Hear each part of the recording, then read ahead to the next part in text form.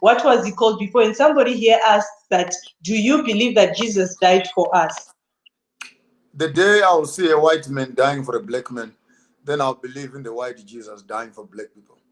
As far as I'm concerned, the black man is still hanging on the cross, surrounded by the two thieves on the left and on the right.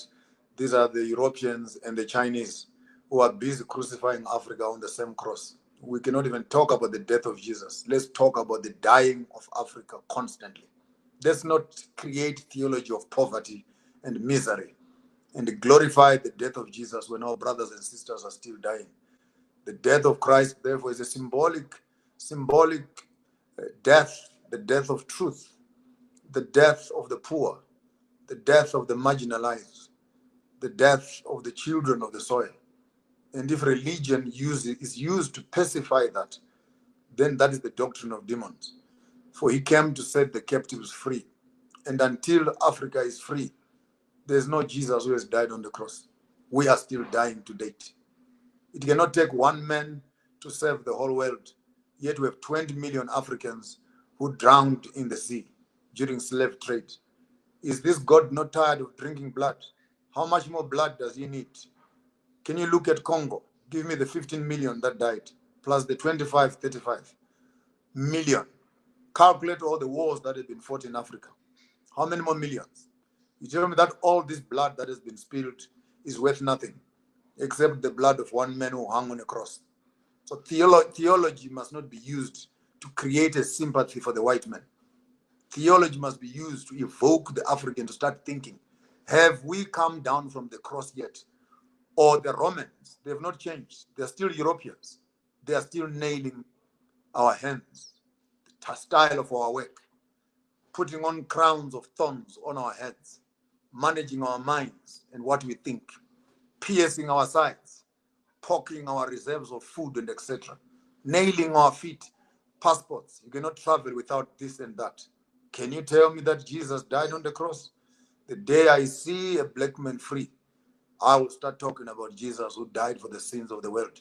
He could not have died for the black man, and the white man who believes in him did the crimes that he did. Oh, Bishop. So now, if this is what you're saying, that until you see a black man free, then you now believe that Jesus died for us. Then you still say that you still go to, sometimes you still go to SDA with your family. Then why are you going there? I'm a third generation Adventist in my family. A journey I've been pursuing for the past 52 years. You grow. And the shoes I was putting on when I was in primary school, I can no longer put on the same shoes. Going to a church, unless it has become patriotism, that you go to a church so that you feel like you belong. And once you belong to a church, you are not allowed to think. Therefore, shut up because you go to church. Don't think. Because apparently when you enter a church, you must surrender your sanity, you must surrender your brains, you must surrender your critical mind. To become a member is actually selling your conscience.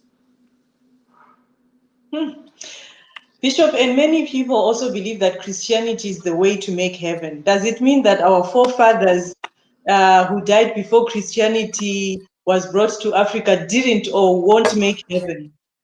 The paganism of making an African wait for the heaven in the sky when the European is eating the heavens on earth is another doctrine of demons.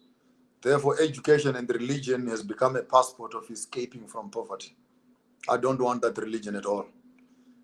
I cannot go to heaven to walk on the streets of gold when I have never touched the bar of gold on earth.